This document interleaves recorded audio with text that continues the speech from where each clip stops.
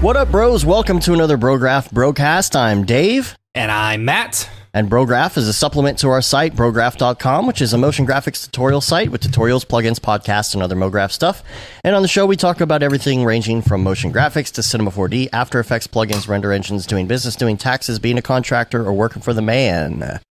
And if you can't already tell, I have a little bit of a cold, so I apologize today. Yeah, Rick Bogus said you haven't even left yet, and it sounds like you already have the NAB. Actually, not going to be doing the future episode today because it's all Andrew Kramer's fault. It's all Andrew Kramer's fault. It is Andrew Kramer's fault. It's all Andrew Kramer's fault. Whoops.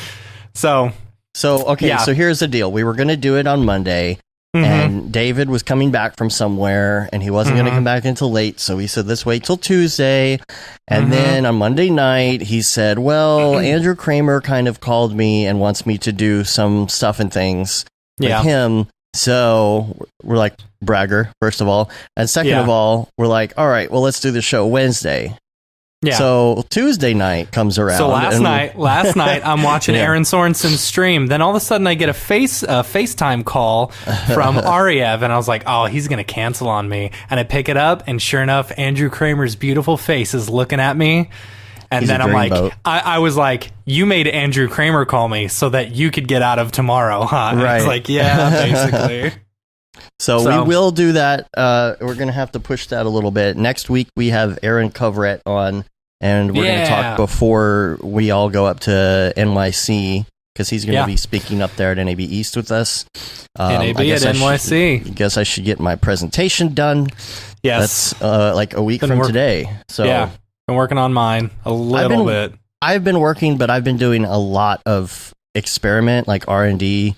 Research and taking a lot of notes, so I feel like it's going to come together really fast once I'm done, because I have all these notes. I was working on it yesterday, and what I really want to do, so like my presentation is about like basically taking After Effects and like then going to the next level by jumping into Cinema 4D. So I'm creating the exact same things that you could in Cinema 4D, you know, and showing how much easier it is. So like, for example, I'm doing a logo setup and extruding it in really crappy After Effects 3D, you know, and creating crappy, you know, reflections and stuff like that. And then I even created like a background that would wipe on, kind of like using a plane effector, you know, on a cloner and stuff like that. And it's like the amount of time that took me to do in After Effects was awful, just absolutely awful. Right. So I'm going to basically show that, and like then maybe like screen record myself actually doing it, and then show people like, okay, this is sped up 6 times, you know, or 10 times, and this is how long it would take, you know, versus let's jump into cinema and make it in about 5 minutes. Do a little video and put like Spanish flea in the background. Spanish flea. Oh, is that what that is? Yeah. I thought you were mispronouncing it and trying to say Spanish fly. I'm like, what are you talking about? Mine is going to be R20 stuff and things, and I'm also going to go into a couple things that we've been working on lately, but mainly I would like to show some Espresso stuff, because I feel like Espresso hasn't been featured much in the last few presentation, what do you call them? Events. Yeah. You know, how you say. I saw that thing on Reddit the other day when it says when you can't remember something, just say, I got to remember how to say it in English. That way people think that's funny. That's funny. People think you're smart, like you speak another language. Right. I would, let's do it at the, how do you say it in English? And they're like, wow, you have such a great, like, you're right. You have no accent. It's great. Right. Oh, yeah, Gav Grant says make an Espresso game.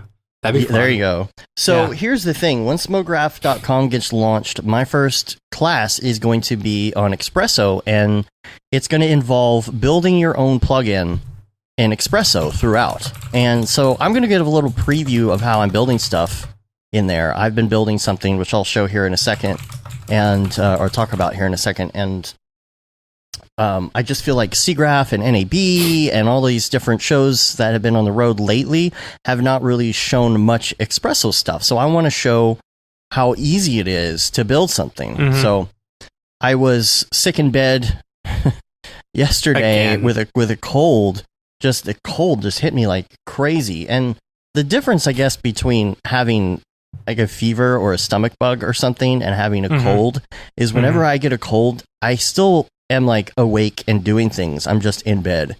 Yeah. And so I get bored. And so I took my laptop in bed and I was just sitting there and experimenting with something. So we will have David on eventually. One day. Our schedule has been all jacked up. So we're working on getting our schedule back together here, especially for the holidays. We're going to have some really great guests on. It's going to be a short show today. Well, it's going to be at least 2, no more than 2 hours. Yeah. It's like an hour now. And so again, I apologize for my cold, but fall's here. I'm feeling good. Yeah, dude, it's like 68 degrees outside. It feels so good outside for Texas right now. It's amazing. Dude, I actually want to open my window. I know. I got my yoga pants on. Do you really? Yeah, it says juicy on the back, and I'm drinking a pumpkin spice latte. Are you really? Yeah, it's a little cold. Gross. It's a little cold. I mean, it is a pumpkin spice latte. I could show you the label and prove it. Yeah. I get less pumps and more caffeine though. Okay. That's what she said. And what are you gonna be for Halloween? Nothing. No, I'll be Mr. Plow. I'll just be Mr. Plow. Oh, there you go. I got the just jacket now, so. Yeah, I don't know what I'm gonna. Maybe I'll be Bowsette for Halloween. Oh, can we go a show without talking about Bowsette? Oh, come on, man. I know all about the deep fried memes. You're terrible. Like skeleton updoots. I know skeleton updoots. That's been around for like 3 or 4 years now. I hope you got all your calcium this month. Oh my gosh. You only get calcium by skeletons. By updooting. Updooting, right? Are you updooted enough for your calcium? I don't know. I don't interact with Reddit. I just am there. The only one I interact with is completely understand, and a lot of people who completely have no idea what we're talking about. Don't worry. If you don't understand, you don't need to. It's stupid. All right. So let's see. Luminous. I want to talk about Luminous because a couple people have asked. Yeah, we're still working on Luminous R20 update because we're waiting for the full Octane 4 to be ready to go before we finish that. We did find another glitch, which is the gobos are not working. This is such a stupid thing. It is a really stupid reason. If you can't live without the gobos right now, just hit me up and I'll send you a temporary one until we get a fix. Just hit up Brograph at brograph.com. It's so stupid. It's because there is an old coffee tag in the espresso. That isn't doing anything. It's not doing hooked anything. Up to anything. As soon as you just delete it, everything works again. Yeah. That's like, really? Okay. So we're working on that, and I have a couple other little fixes I would like to do on it while we do that. It's just a big deal to get that pushed out, so I'm waiting. I don't want to have to do it twice if something else isn't working when the final version of Octane 4 comes out. The holiday lights thing, okay. Here's the holiday lights thing. I'll talk about it. I have a video that I could play for the live viewers as well. They can see. But the thing is, we're working on a lot of holiday projects already, and some of these projects are requiring lights, Christmas lights. And when you get the notification when that someone just read your email, sniffling and sneezing and all that, I decided to get into making a rig that would allow you to change the size of lights and the type of lights and the strands. So you can do like a custom spline. You can do as many lights as you want, change the scale, the cable thickness, and I'm making it in such a way to where you can integrate signal into it really easy. Like you could just drop the signal tags in and connect to the signal source, which will be inside the plugin, and everything by default will kind of just work with signal, which will be really cool because then you can make them flash and change colors and do things to the beat. Well, couldn't you just add the signal tag in it, and then if no one has signal, then it's not going to work. That is a great right? idea. That's a great idea. Yeah. Like maybe unless it breaks turn something. on and off signal. I don't know. Is that possible? Yeah, maybe so. And then you just drag your own signal tag into it, and it works. No, or you just leave the signal tag in there and set some presets. I got you. And you could do a little click okay. button that says, because, if no one has signal, they could just turn it off. That's a great idea. Yeah, That's a really great idea. So it's just there ready to go if you have the plugin. Because it's not like the plugin is going to copy over. Right. Yeah. I mean, I just opened and it said you don't have signal. So that's no big deal, Okay. All right. No, that's a good idea. I like where you're going with that. Dan Marino says it won't break it. I helped beta test it. It just won't animate. So there you go. All right. Well, that's cool. I can do a little on and off button. Hopefully people at home can... Oh, I guess the people at home can't see this. I don't know why they can't see. Oh, is this that stupid screen sharing dealio?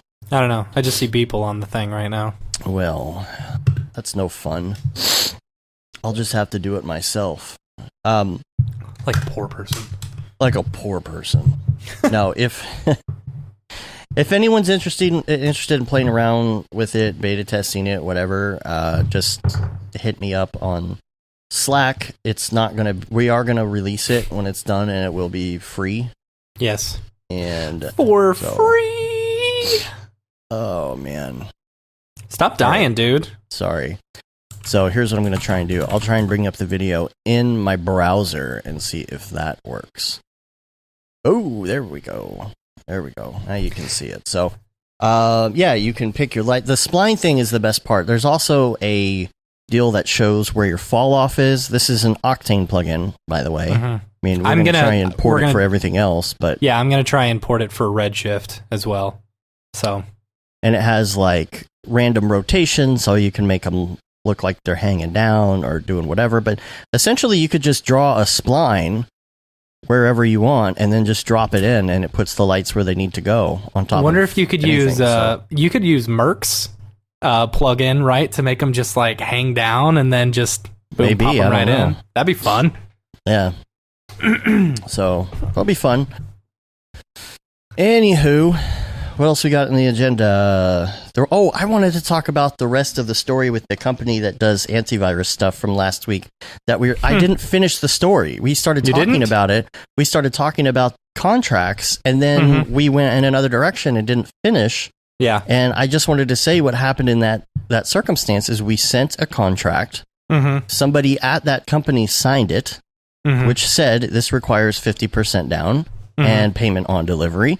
And I wasn't getting the 50% down, and I'm like, well, you guys are a big company. I know who you are. I'm going to go ahead and give you the benefit of a doubt, and we'll go ahead. She's like, okay, cool. So we start getting through, and she keeps saying, well, that 50% down should come pretty soon, and it wasn't coming. And I was basically going back and forth on all these stupid little details to try and get into their system, because the bigger the company, the harder it is to get in the system, the harder it is to get paid. And so going back and forth, they were doing stupid little things, like on the invoice, I didn't have a period on the LLC or something stupid. And I'm just like, oh my gosh, it's almost like they do this in order to nitpick and push your invoice as much as possible. Right. And so I'm just like, okay, on everything I was sending, basically the notes and all of that were on each individual thing that I sent. They all said, reminder, there was supposed to be 50% down, and we haven't received that, but we're giving you the benefit of the doubt. Every single email said that, right? And then at the end, it's going to be payment on delivery, right? So we finish it, and it's done, and the invoice is sent, and we have a buffer in there of 7 days. It's payment on delivery, but we give you the 7 days just to get it in, or else there's a late fee, right? So they come back, they have changes beyond the scope of the project and want to do a call about it. And I'm like, okay.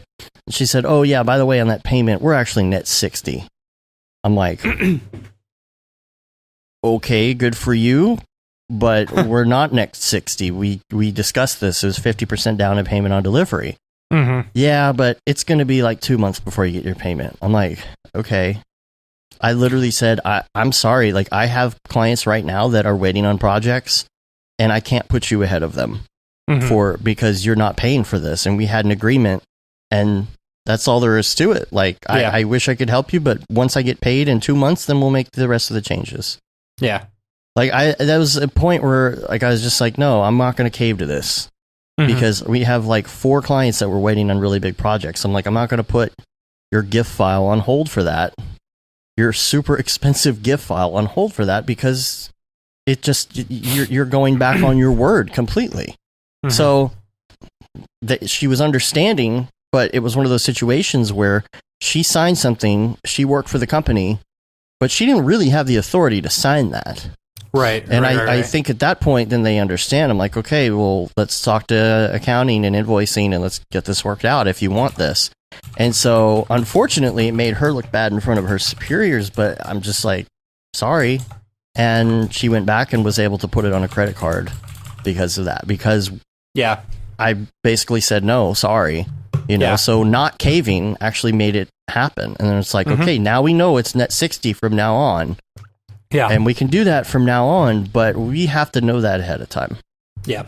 Because we have to schedule a certain way, we have to prioritize a certain way. So anyway, it ended up working out. I just didn't get to finish the story. So other thing I wanted to mention is the Barton video. This Barton video is cursed. Huh.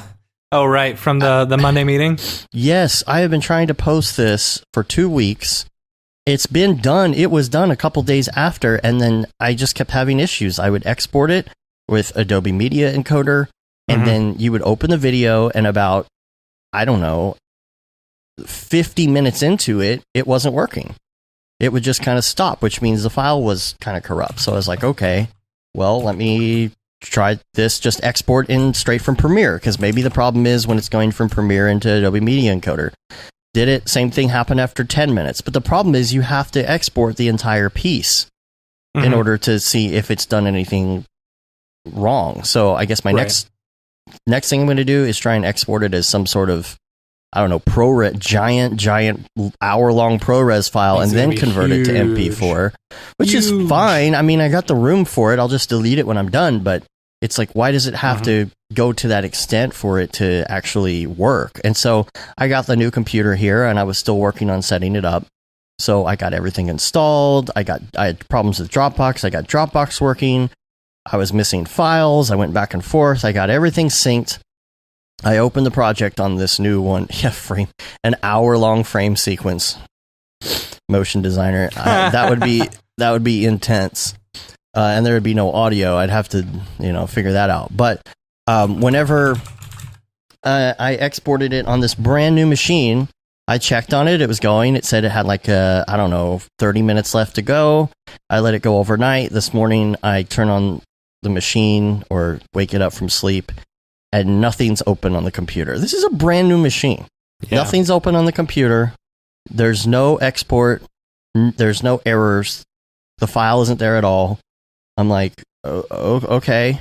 So this video has just been cursed trying to get it going because I'm trying to do it in between actual work and other things. And so when I remember, I go back to it and then it's not there. So it's a long time coming. So hopefully it'll be there at some point. Just waiting for it to work one time. That's all I need so I can upload it, so I can update it. Oh my gosh. And then, the of course, always Windows errors and things, right? So, and updates that don't work and things like that. I come back to my computer. About the new October update, right? I don't even have last December's update. There's a new Windows update coming out, pushing out, and supposedly they just fixed it. But it was deleting people's files off of their system. Oh my gosh. Like their entire documents folder, it was like deleting them. And they pulled the updates and stuff like that. And then, play the video.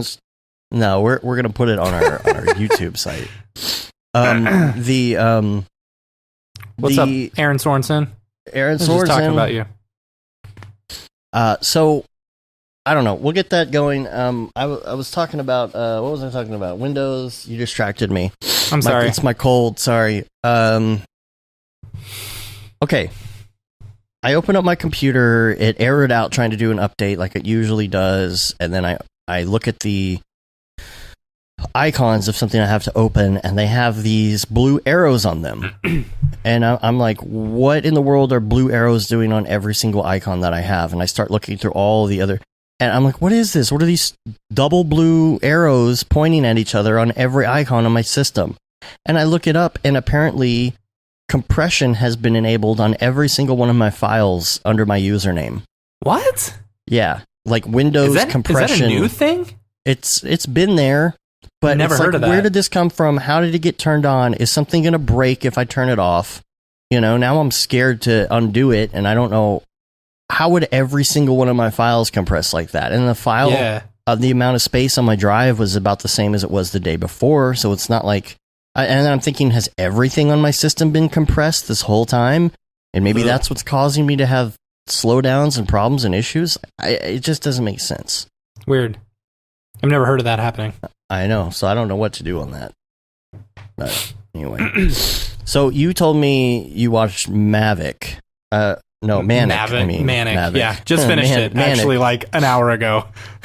What do you think? Pretty good? I thought it was really good. Yeah, it was very, very good. Like I thought, oh my gosh. So like Emma Stone is fantastic. Yeah, like she is an excellent actress, and I don't really I don't love Jonah Hill, but when he played that Icelandic character, oh my gosh, he had me laughing so hard. That was pretty good. Yeah. And then when he was like the New York guy with the curly-haired mullet, he was Adam Sandler. Yeah. Yeah, he did. He totally looked like Adam Sandler. It's like, when did he turn into Adam Sandler? But yeah, it was good. The whole 80s version of the future, I thought was really fun. Yeah, I think it's weird. I don't know. Yeah.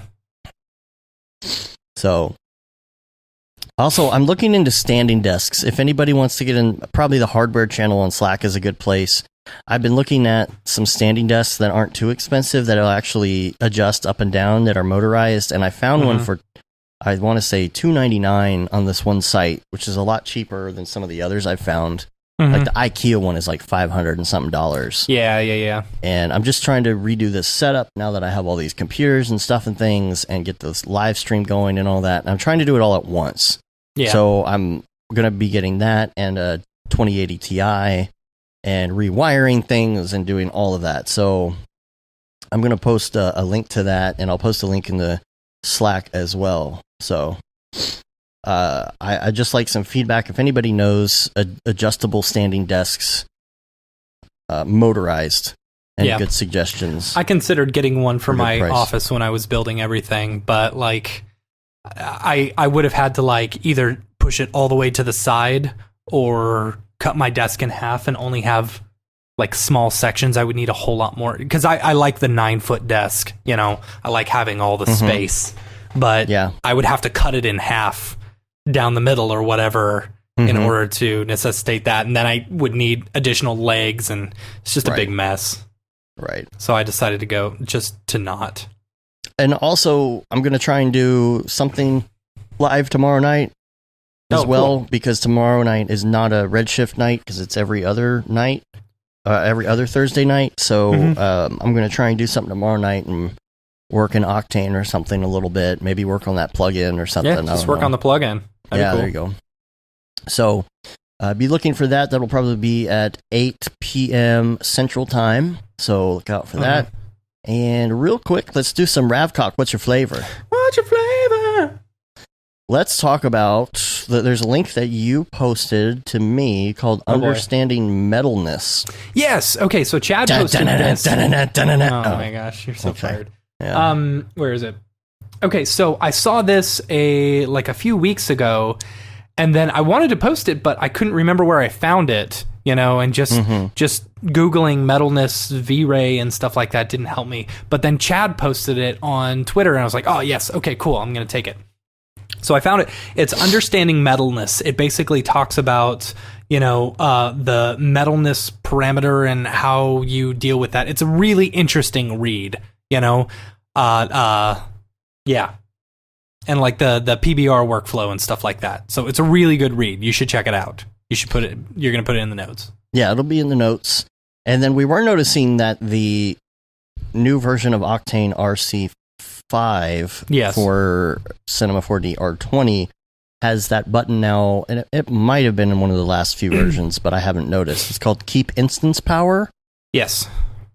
So it has something to do with when you have lights in a cloner object. Mm-hmm. And because if you have render instances on with a light in a cloner, the rest of the lights won't work. You can't do it that way.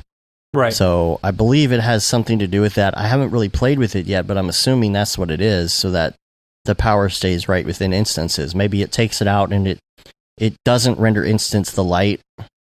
It only instances it or something. I don't know exactly what it's doing, but I noticed it was there, and I was like, oh, that's interesting. So I'm going to check that out and see what it does. And let's see. Do you have any other Ravcock stuff? I don't know what else is going on. I don't know. Did we talk about last week that the post effects in Redshift have been kind of released? Yeah, and that's what Liam's stream was on. Yeah. The the Corona tutorial, I think, was posted. Sean Astrom's new Corona. Mm-hmm. He was showing off the 20 core.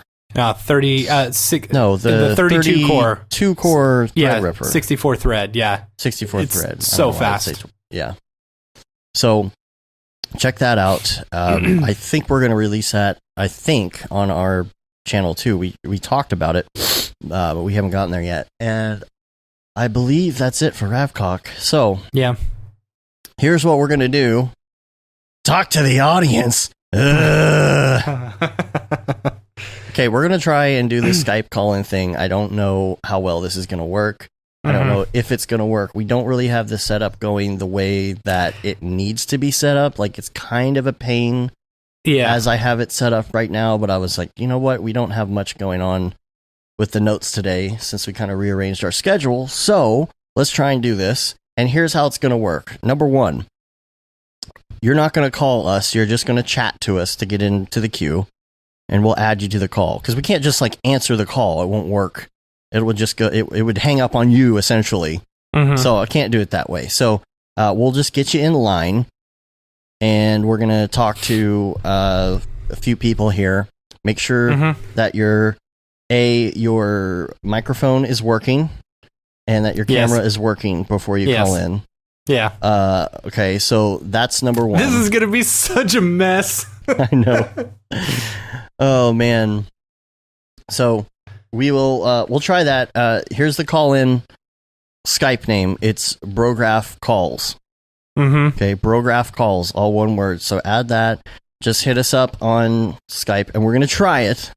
Mm-hmm. We're gonna try it. Hopefully, these people I was talking to earlier are still around. I know we were talking to Brian Beam, so I'm just gonna hit him up and see if we can call him. Another thing from the week, Motion Hatch.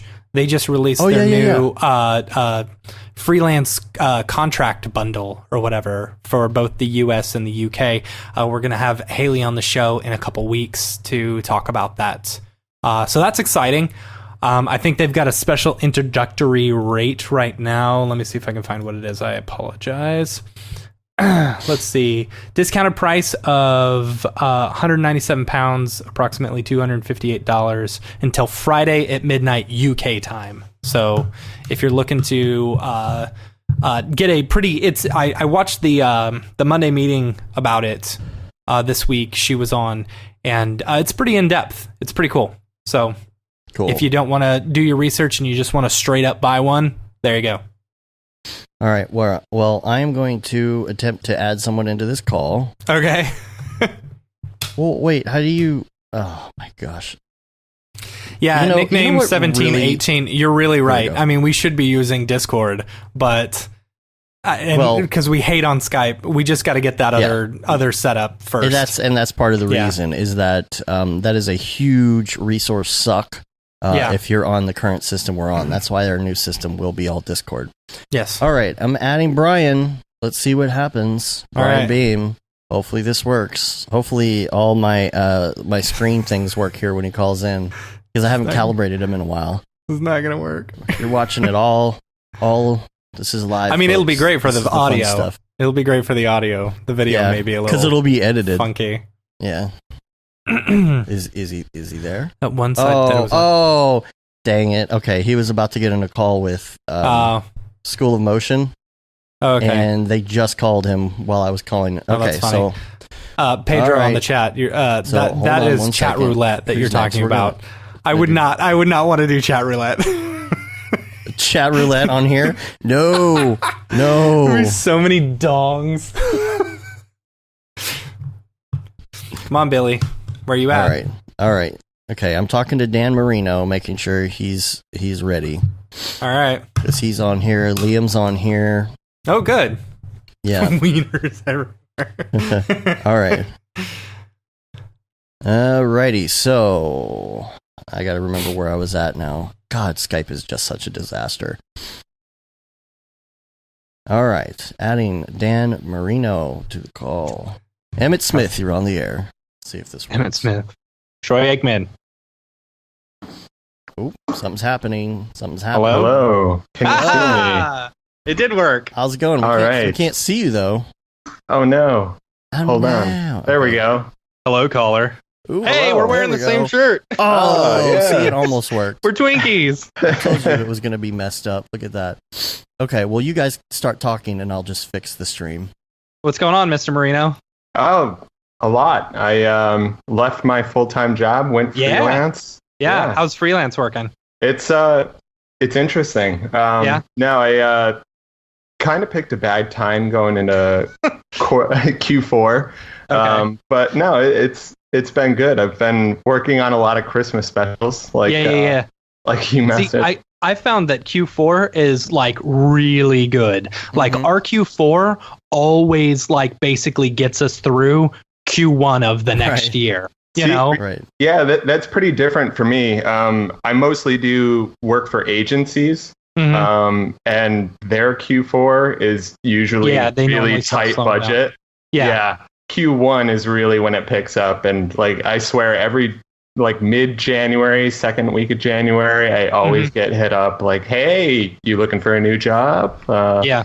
So, but yeah, I don't know. Like we've done a lot of the past few years. We've done a lot of Christmas stuff, you know, and like we said a couple weeks ago, now's the time to start, hitting people up for Christmas stuff.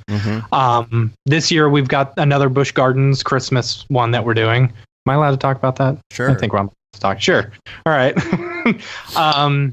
What else? Yeah. That's some So I holiday don't know. card stuff we're doing for some different places. Yeah. 3D holiday cards. And We've come up with a general idea of what we want to do for our new Nexus Motion Christmas card that we Yeah. send out. So Nice. that's exciting. So let me ask you. So you quit your job, went freelance, right? Yep. Did you? We've been talking a lot about this in the Slack for the past few days. Because people are talking about like, getting jobs or staying freelance or blah blah blah. Did you do what everyone recommends and like save up 3 months of money and then like start getting a whole bunch of clients, or did you just say screw it, I'm going for it? Or did you get fired? Kind of an in between. Kind of an in between of all of that. So I have a large network of different companies I've worked for in the past. And they always hit me up, and I would do freelance kind of on the side, like nights and weekends every once in a while. So I kind of knew I had a network to fall back on. And even, when I quit, like pretty quickly, I hit up like 5 friends, and they were instantly like, yeah, we got a ton of work for you. Like, Cool. We got you. So, and I mean, since then, this has been my Bible. There you go. And Freelance Manifesto. yeah, I've gotten an additional like 6-7 clients since then, and it's only been less than a month. So That's good. It's an exciting time. Yeah, dude. How are you liking freelance life versus working for the man? It's great. I mean, luckily I kind of have my own home office right now. Yeah. I split a 3-bedroom, so the 3rd bedroom is our shared office, but which is really convenient. I also I partner with another company called Nova Concepts. That's novaconceptsny.com. But they are gracious enough to also share another studio space with me, and we collaborate a lot and share a lot of resources and overflow clients and whatnot. So it's cool. It's been really interesting. Yeah. That's the way to do it. That is totally the way to do it. And that's smart of you to hit up all your friends. I was mentioning this in the Slack chat the other day. When I got fired from the job where Dave and I met, like, my wife wasn't the first one I called. It was my old boss saying, "Hey, I'm available for freelance work." Because I knew that when I was calling my wife, I needed to have a backup plan in place. But it's all good because I'm already doing this, and this. Yep. Yeah. Don't freak out. It's all good. Yeah. So cool. But yeah, I do highly recommend have a few months saved up just in case. So I definitely made sure that was the case before I just jumped ship. But yeah. Well, good. You want to show off? At the moment, right now, no. I've been doing a lot of Christmas specials that were kind of like work for hire. So I jump in for like a few days and then haven't touched it since. So right now I've been working on like my own stuff. That's good. My website and reel is pretty outdated, so I really need to get that up to par. So I'm working on danmarino.me 2.0. Cool. And, that's my website if you want to check it out. danmarino.me. I was going to say, because there's probably already a danmarino.com, right? Oh yeah, there is. Yeah. Dang, web squatters. Highly coveted. Web squatters. We were talking about that earlier on the Slack. Yeah. That's funny. Yeah. Why should I change my name? He's the one who sucks. What's that from? Michael Office Space. Yeah. Oh yeah, that's right. That's right. That's funny. Oh man. All right. So next week we're going to be in New York. We're doing a meetup on. That's where I'm from. I'll see you guys there. What's the details on that, Matt? You posted the meetup. Slack it'll be the 16th at 8 p.m. at Purgatory. Is that what it's called? Is that what it is? Perdition. Oh yeah, no. Perdition. Okay. Yeah, it's off of, I think, 48th. I want to say. There you go. So it'll be there. Be there at 8. So it'll be fun. We'll hang out. I'll hit up Paul Babb, see if he wants to show up. That'll be cool. Yeah, he was there last year. I know we've got quite a few people here who are going to show up, so it'll be fun. It'll be super fun. Yeah, I've been telling a lot of people. Tokyo Megaplex, he's been telling a lot. So Yeah. So it's going to be a good time. I'm looking forward to it. Yes, it will. All right, cool. Thanks for calling in, man. All right, yeah, man. I'll see you guys next week. Yeah, man. Right. All right. Take care. Later. All right, who we got next, Dave? All right. Next up. Oh, see, here's the problem. Here's my video problem. What's going on now. Okay, well, I'm gonna have to work on this a bit. So just watch the top of my head for now. Well, that's I add in our next caller. Our next caller is your brother from another mother. What's up, Damon? Where's Damon? I'm gonna add him in here. Gotta allow for this crappy interface here to start working. Come on, for the love of God. If I want to call it, I may have to find my Skype login. Come on, Billy. Do it. Oh, Billy. All right. Do it. And I'm just going to go back to the 3X pod here. And you can just stay in the 3X pod? I'll just have to stay in the 3X pod until he comes into the call. It should be ringing now. do. I like that half of your face is on one side and then half of your body is on the other. Yeah, it doesn't go back and forth. Thanks, Skype. You're great. There we go. Hello. Oh, boy. Yeah, I don't know if my camera's working or not. Oh, no. No, I mean, it works. It was unplugged and I plugged it in while Skype was running and now it won't activate it. So I was trying to... That's Skype for you. I was trying to reset Skype before you called. It's all right. It's all right. We'll talk to you in... We'll talk to you in audio only. That'll work. Yeah. It's all good. So how are things going? What's up, Mr. Milstead? Oh, wait. Hold on. There we go. Yeah. There we nice. go. All right, Sweet. Go back to 3. All right, going back to 3. Go back to 3. Oh, my gosh. Just trying to deal with computer stuff while working, trying to on the 16th, so I got to travel for it. So I'm trying to get all this stuff done and cinched up. Where are you located again? I'm in Port Richey, Florida, like about an hour north of Clearwater. Yeah. Okay. So the storm pretty much hasn't. I mean, it's like gray and a little bit breezy and a little bit windy outside, but nowhere near like that video that was just posted. Like that's just Jesus. Yeah. Is it now? How's the business in Florida? Like, is there? Yeah, I mean, because I was thinking, how far away from Orlando are you? About 2 hours. Okay, so are you the opposite way as Tampa? No, Tampa's about an hour south of me, 40 minutes south of me. Okay. Depending, 35 minutes, 40 minutes. Okay. South. Yeah. See, I've always thought that I would think because Disney is there, and all the different, theme parks and stuff like that, that there would be a lot of video business needed. But I mean, you have to have I don't know. a freaking like master's degree in something to get a job at Disney. Yeah. Yeah, I know somebody at Disney, like a freelance gig at Disney for years. I forgot who it was. Mm-hmm. Might be in one of my other chats or something like that. But yeah, I mean, there's guys that like, oh, I got an internship at Disney. I'm like, have fun doing that for 5 years. Yeah. Oh, go ahead, Dave. I thought you were gonna say I was just watching the Adam Ruins Everything about internships yesterday. So I was I didn't see that. What does he ruin this time? that internships are garbage, Well, yeah. like completely. Well, it's free labor in most Yeah. cases. It's Yeah, I mean, yeah. because especially for what we do, doing an internship for what we do, it's great if you're a student. By all means, sure. It kind of gives you some experience and may get you a little insight into how just seems like there's so many people out to get us nowadays, honestly. Because it's and it was weird because I was having a discussion with somebody. Like the whole thing that happened with Octane with me. Mhm. You were Go ahead. chatting with Jules the other day, right?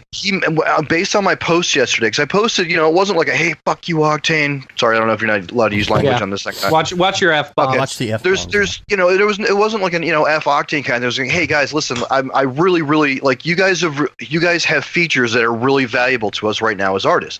The denoiser and the faster load times. So, but yeah, it's not a production ready thing. And everybody. So I was just simply saying, hey, this is the issues I'm having. Where are we at? And then Jules actually just messaged me personally on Facebook. He's like, hey, what's going on, man? What do you and so I was just talking to him, and I think he kind of addressed the issues going, that's where we're at with things. I'm like, all right, cool. And I was like, oh, hey, real quick, I haven't been able to get a definitive answer on this new node thing for V4, because originally, as far as I know, those decks they put out said that licensed users were getting a free node with version 4. But then I think a buddy of mine asked, and he said, oh no, you're going to be able to rent nodes for $10 a month. Yeah. And so I asked him about that, and he was just like, hey, so if you want, if you email me at info@otoy.com, I'll just get you another node. And I'm like, wait, seriously? Giving out that email address. And he's just like, well, I mean, he knew it was coming from me. Right. But yeah, and then he's like, oh, do you need dongles for offline use? And I'm like, sure. Interesting that they're going the dongle route. Yeah, it does seem a bit 1995. Right. Why did they remove offline rendering with the latest builds? I Like, think I just for noticed hacking that. reasons. Yeah. I Yeah. think it probably has something to do with like, Because if you can hack it to offline, then that's the hack, right?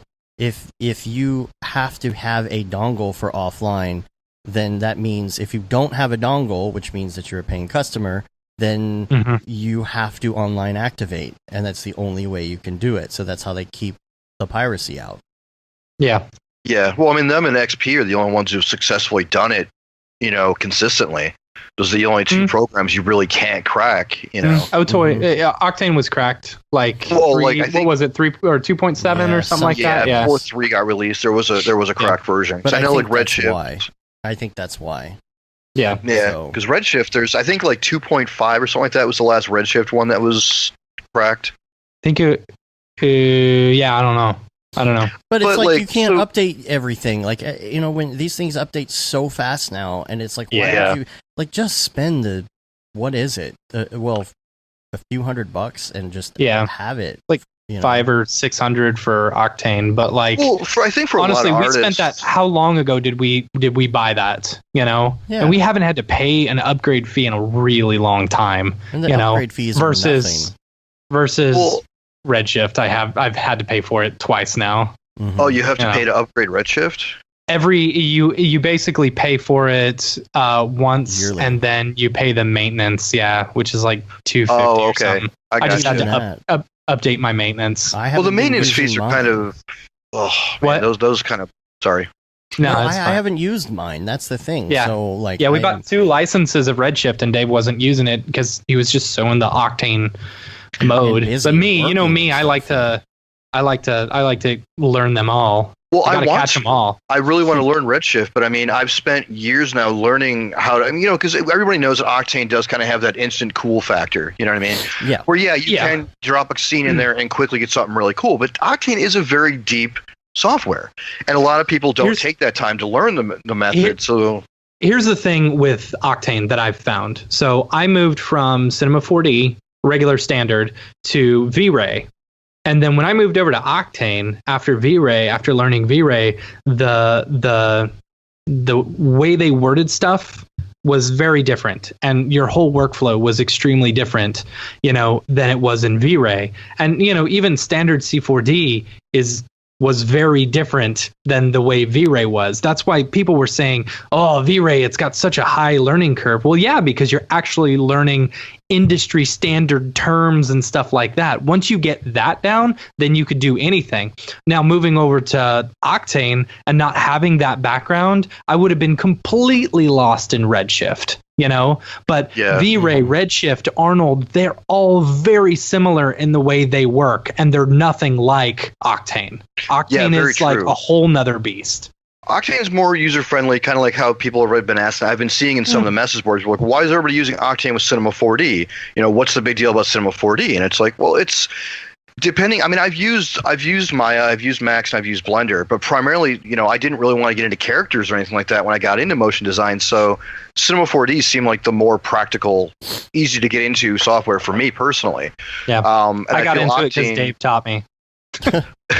Well, it was a weird progression for me. I mean, I come from a traditional background of drawing, and then I got into graphic design in high school. I took a vocational class, did graphic design for a lot of years. Then I dated a girl who was going to school for motion design, so I started picking up After Effects, and through After Effects, Cinema 4D, and then it's just been a long evolution for like over 25 years. So what was the problem, Matt? You can blame it all on that one girl. Yeah. Sorry. Now, what was the problem? So we have 4. I think we have 4 or 5 licenses of Octane, and one of yours was saying it was online. I think this is part of that problem with one of yours today. So activated somewhere. The power has been going out in my neighborhood a lot because they're building this neighborhood, so they stuff happens. But I think the other day I had I think this is what happened. I had my node up, or my daemon up, or whatever. So it should be like, I think because my power went out, it was still logged in, and now it's in offline mode or something like that. I don't know, like because it didn't release it. So you have to manually release. You can still manually release it on the site, right? I haven't done that with 4. Yeah. I'm pretty sure you can. I don't know. I don't know for sure. Oh, okay. Normally I go into the settings in the plugin and just sign out if I'm going to do a new build of Windows or something like that. I don't know if that applies to you guys. Just in case. Yeah, that's smart. So let's talk about Monday morning meeting real quick. So I wasn't able to go watch it this Monday, but you were talking the previous Monday, and we talked last week about what all that was and everything. But as far as Monday morning meeting itself, was it helpful for you to be able to hop in and talk to people and get advice? I thought that was incredibly awesome. Honestly, I mean, I couldn't even. I was overwhelmed with appreciation for that you guys were willing to do that. It opened my eyes to a lot of things that I've had to really seriously think about going forward with contracts I take or with jobs I take. And also even lately, the last couple of days, that Matt's been saying in there about how we all at one time work for the man. You know what I mean? And you know, we feel we're good enough that we can do this on our own and sustainably do it. And that's where you got to get. We're like literally the last month or so, I've been working no less than 12 hours a day. But I'm also trying to cram again because I got a kid on the way in February where I'm trying to get a bunch of money set aside so I can take a couple months off after the kid's born, so I don't have to worry about nothing. The bills are paid. I could just really relax. Because last time, you know, when I had my son, that I was working full time at the time, and I was still trying to get my freelance going. While anybody with a kid knows that first 6 weeks, you know, if you and your wife don't kill each other, you'll be fine. But that first 6 weeks is crazy. So I'm doing that now, where like I'm getting through these last couple jobs, because I did do that. I'm doing that music video with that kid. That's, you know, it's only a couple grand, but it's a lot of fun. It's right up my alley. It's using stuff that I've built and I've designed, and it's more fun about it, and it's, you know, it's helping this kid out. So really, it hasn't stressed me out. But like this last job that was going on, where there was all these revisions, literally now we're in a holding pattern, because finally the producer I was working with went after the client for overages. Finally, he'd been adding overages out of their own pocket to pay me, because this was like a 2-week job that now has gone on over 6 weeks. And now, I guess the other day, he's like I was like, am I rendering or what? And he's like, oh, hold on that. We got to wait to hear from them. And now I guess they're like, oh, well, we need to circle back. And he's like, well, I have an artist here. Do I release him or what? So right now I'm free. But no matter what, in a week, if on Monday they go, hey, we don't know what we're doing, I'm getting paid the rest of my money. So the guy I'm working with, Lisa, is really awesome. So that's kind of helpful. That's good. But yeah, no, I'm sorry to address the question. That was incredible. It's really great to have that resource. You know, the you mentioning us all chatting on Slack about business and stuff. My biggest thing that I was stressing, I think it was yesterday, I was like kind of fired up about it. Like basically saying freelance is awesome. Working freelance is awesome because there's no cap to how much you can or can't make. You know, when I used to tell myself, you know, and tell my wife all the time, when we're rich, you know, when we make $1 million or whatever, this is what we're going to do. We're going to buy this. We're going to get a pool. We're going to go on vacations to all these cool places. And it's like, when you're working for the man, you know, and not freelancing, you have a set, there's no way you're going to get to that point unless you're a great investor, you know, and you know how to make money from other money or whatever, or you know, you're getting in an extreme management position where you're right. Or you're making enough money to where you can afford that stuff. But the thing is, a good majority of us, if we go and work for, you know, average pay, working for the man is not necessarily the best in order to be able to take lavish vacations and, you know, build pools and, you know, get a really nice house and stuff like that. You're stuck at a certain rate. Yeah, even if you're really good, freelance, even if you're making, let's say you're making $100,000 a year, like how much further can you go beyond that? Right. And if you're bringing in clients into the door, you know, maybe you get a small commission, but you know. Yeah. Here's the thing, and here's the biggest thing is, no matter how much you think you are a asset and valuable to a company, they will get rid of you for no reason at all. Yep. They don't have to keep you around just because they think you're an asset. Yeah. They could completely pivot and change the way they do things, and you could be out of a job tomorrow. They'll expect you to be loyal to them, but not vice versa. So exactly. There's no loyalty. There's no way to build creditor loyalty with employers anymore. They don't care. Mm-hmm. Right. And even somebody like me in the company I was working for is the only guy pretty much that did what I did. Yeah. Right. I'm the only guy that could do it, but they didn't care. It doesn't matter. Like the job that I got fired for, you know, they had to lay off a video guy and they had to lay off a graphics guy. Well, I wasn't Dave.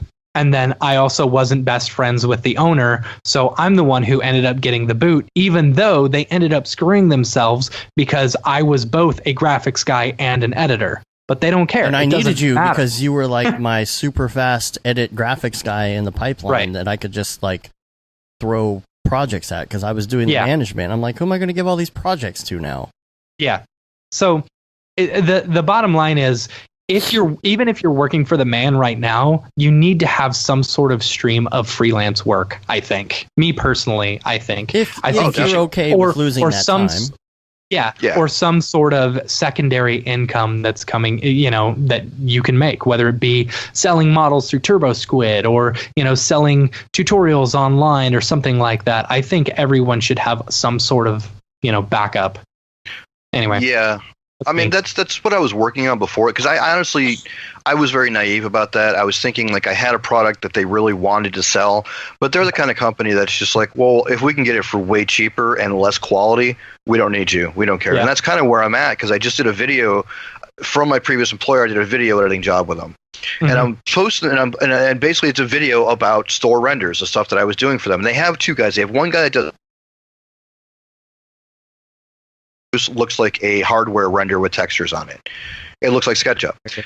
So, and then they have the one video I did 3 years ago, my very first ArchViz project, as well as the first, I just got into Octane. So it looked great when I did it 3 years ago, but now looking at it going, wow.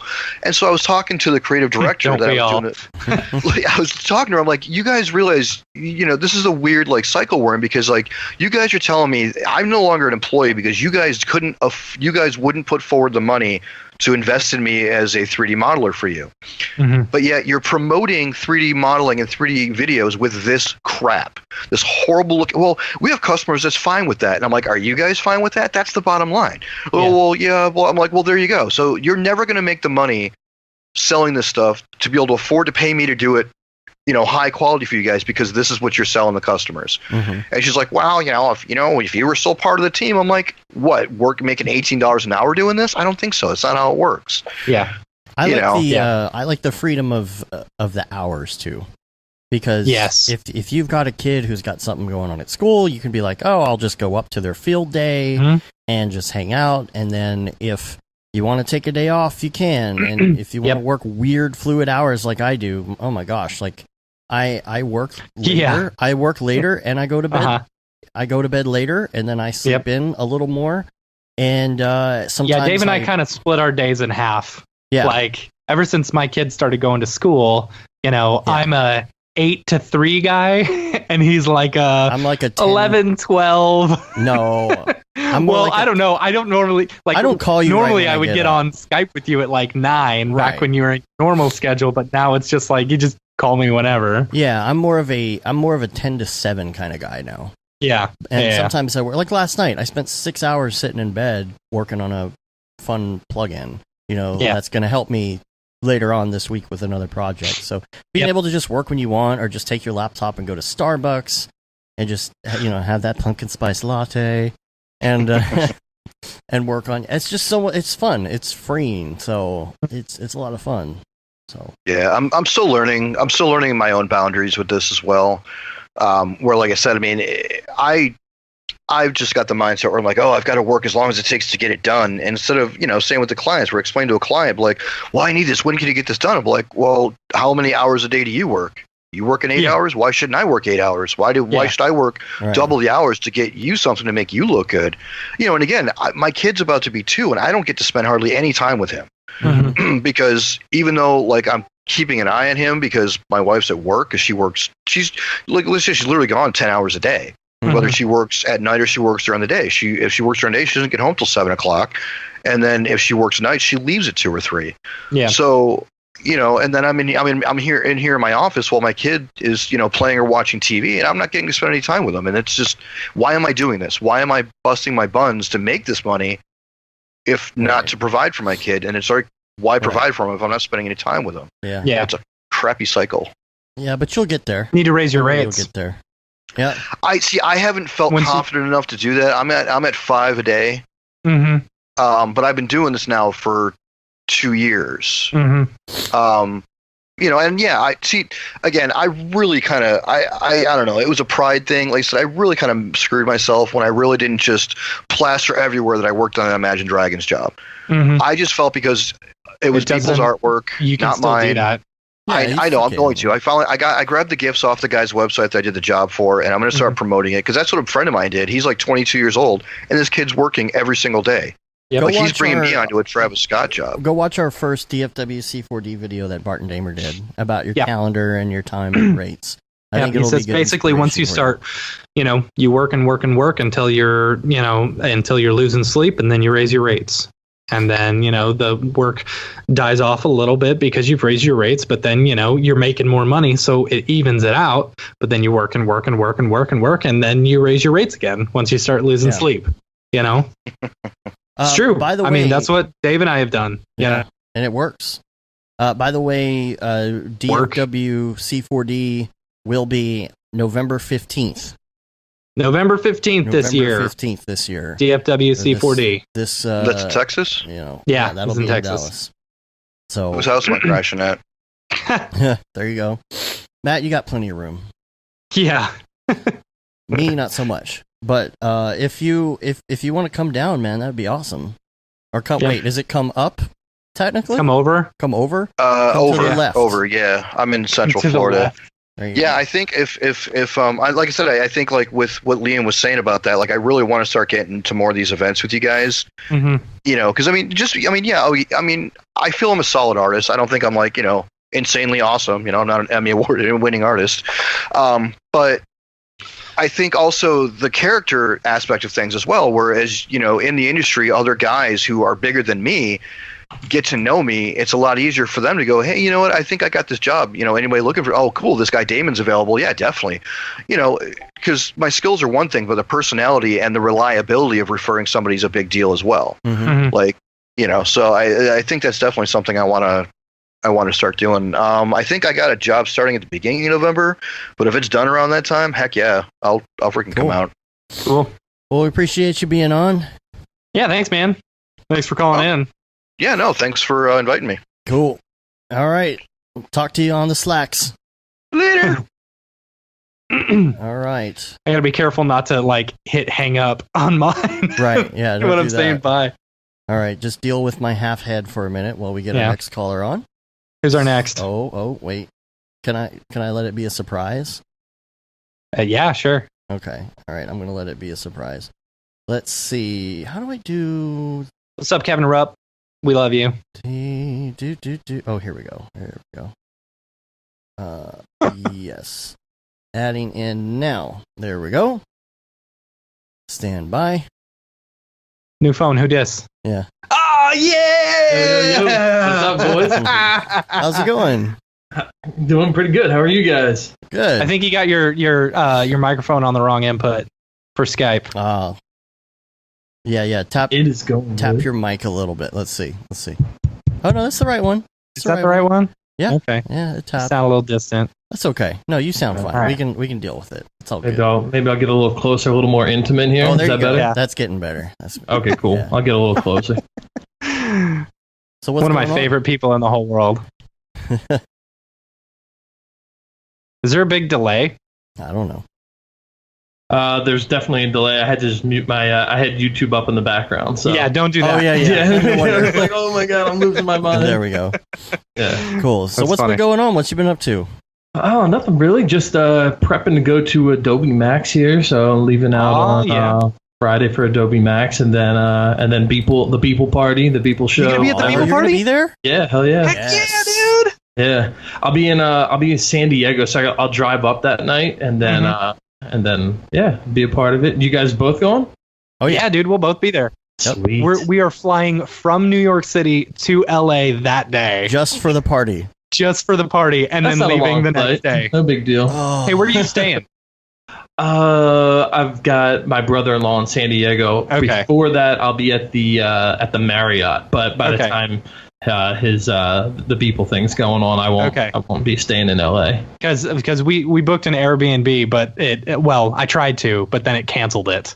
So I need to find us an Airbnb or somewhere to stay. Yeah. No, with because I'm going up with Adobe at Adobe Max, and they're taking care of all the stay and all that stuff. Nice. That's Yeah. nice. Hell yeah. Well, that works out be great. fun. I can't believe how many people are going to this event. Oh my gosh, there's going to be so many. It is going to be huge, right? Yeah. It's over 1,300 people so far. So No. 1,300 people have RSVP'd. I haven't Right. I haven't even RSVP'd, but Dude, I didn't look at the site. I just saw that he like posted it up. I was like, oh, sweet. yeah, it's gonna be insane. Yeah, it is. I'm looking forward to meeting a couple new people there too. I've never met Ash. I'm looking forward to meeting. Oh, is him. Ash gonna be there? He said he was going, so Cool. or he said he wasn't going, so that probably like in a sarcastic way. So I'm sure he's going. But yeah. So I'm looking forward to it. Who else is going? I don't know. Is David Ariev going? Ariev will be there, right? yeah, for sure. Yeah, I don't know. The only person I've been chatting with is Mike about it. So that's really all I know. Yeah. Cool. That's gonna be awesome. How's, what are you working on right now? Yeah. I am doing stuff for Adobe actually. Cool. I noticed you've been doing a lot of Adobe stuff. That's good. Yeah, I've got like a tutorial coming out for them soon. I don't know what I can talk about, but they've got like a site they're doing. They've got some training, so something will come out with that, and I'll be posting stuff real soon talking about it. So it'll be out there. Maxon Rick's going to be there. He just said in the chat. Oh yeah. Rick. All the Maxon dudes are going, right? So I would hope we got so. Rick, Yeah. we got Matthias and Paul, I believe, are all going to be there. So Is Paul going to be there? I don't know. Because I know. I don't Matthias is think going. so. No. Sure. Yeah, because, probably not because he's going to be with us. Yeah, he's going to be He's with taking a us. flight with us Sure. down Yeah, there, yeah. but Yeah, no, I think his daughter lives in New York, and I think he's Because, spending the yeah. weekend there with her. Gotcha.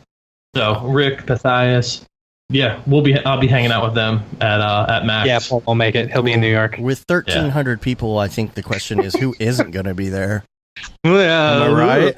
Right? Yeah. Oh, That'd be hey, by nuts. the way, let's talk about this this Beeple clothing thing. Clothing line. Dude, What? that's so nasty, isn't it? What It's in the so world? nasty. What in the world, dude? Like Beeple clothing?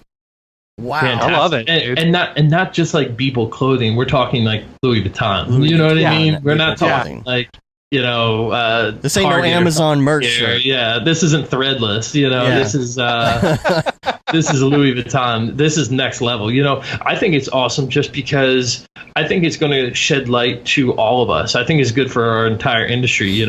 Looking at the fashion industry now with eyes on motion design and what it is that we're doing. I don't know. I see a lot of openings that are going to be made from this now. Mm-hmm. Fashion funny. industry's peeping into Beeple and his everydays and what he's doing. I think it's just going to open the door. So, Dan Marino in the chat said all my Beeple shirts are now worth more because he's been on Louis Vuitton. Right? yes. I'm just going to make my own on Amazon merch out of Beeple. Right? And then I'll rip them a little bit and stretch them out and, Right.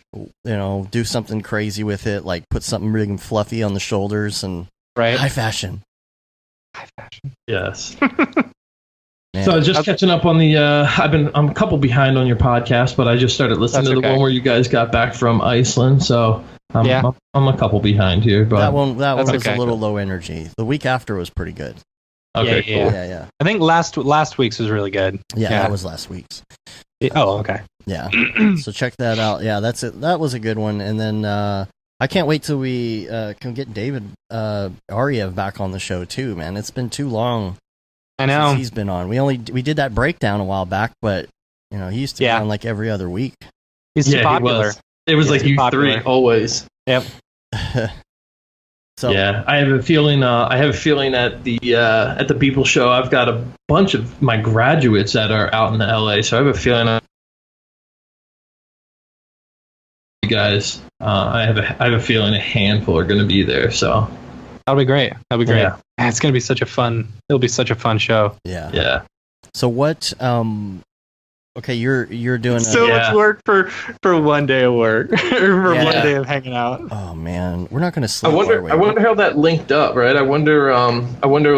Because it's like another company that's like holding the party with him, right? That's like I have no planning idea. the party, and stuff like that.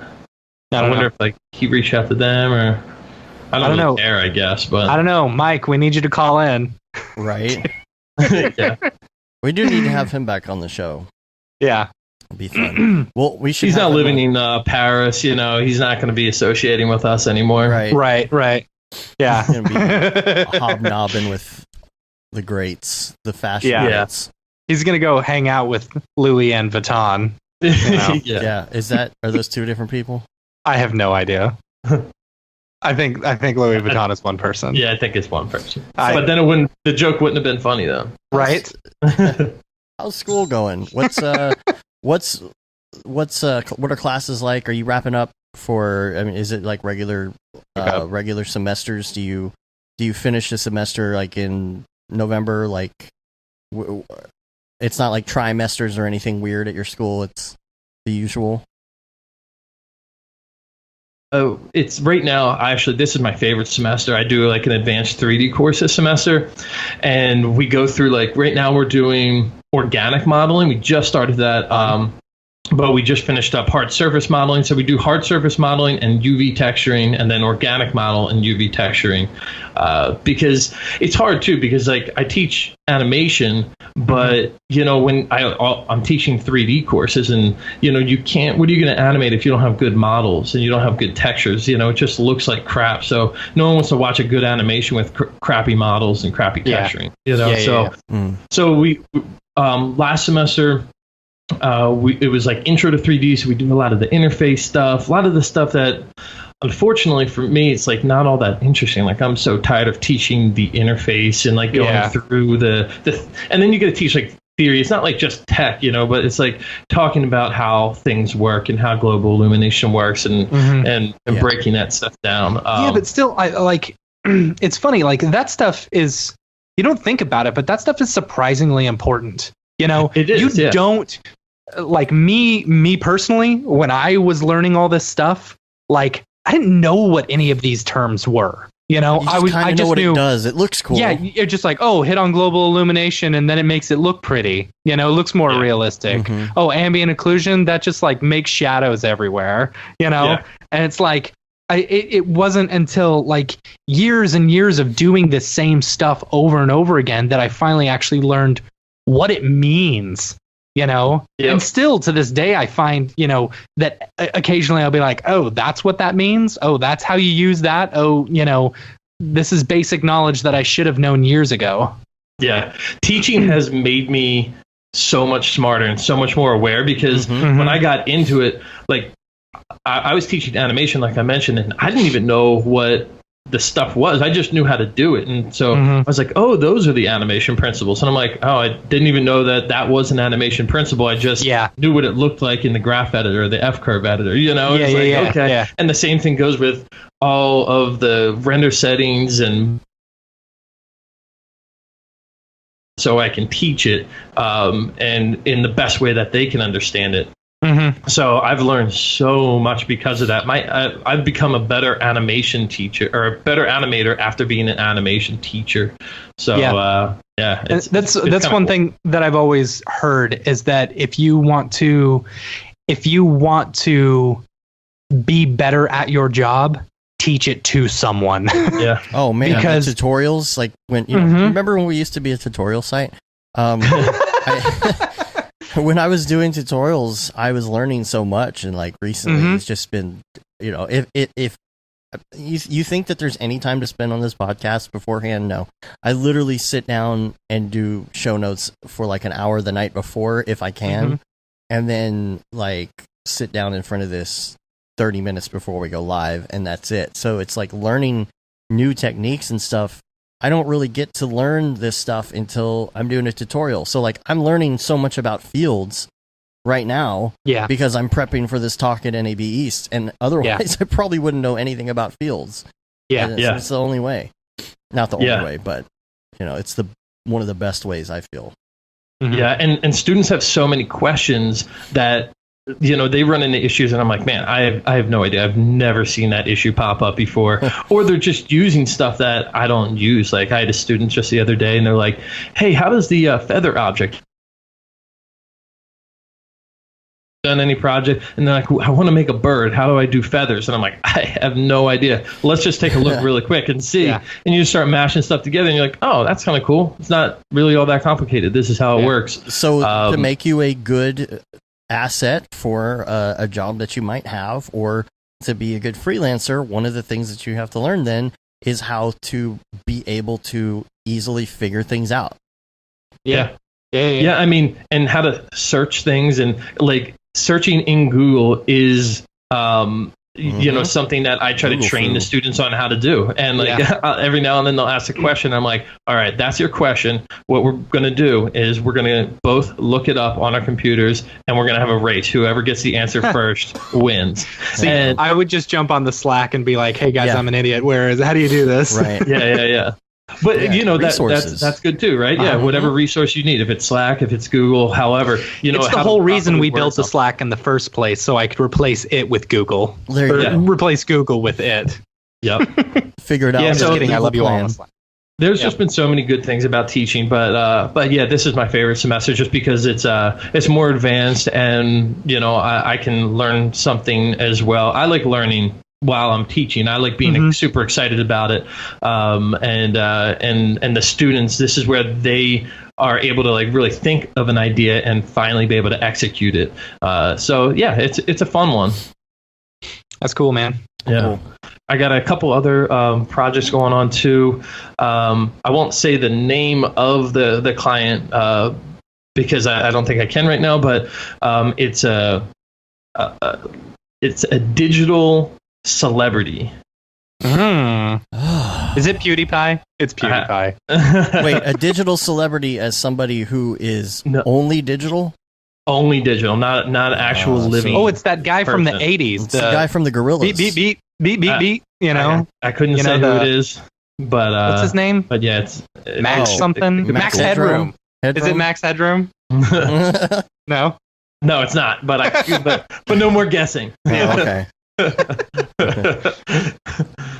But yeah, so that one should be kind of it's so weird, and when you look at how many people, like what kind of audience they have, it's unbelievable. It's like, oh my gosh, this is a digital individual, not a living person. Max Headroom was like super popular, you know.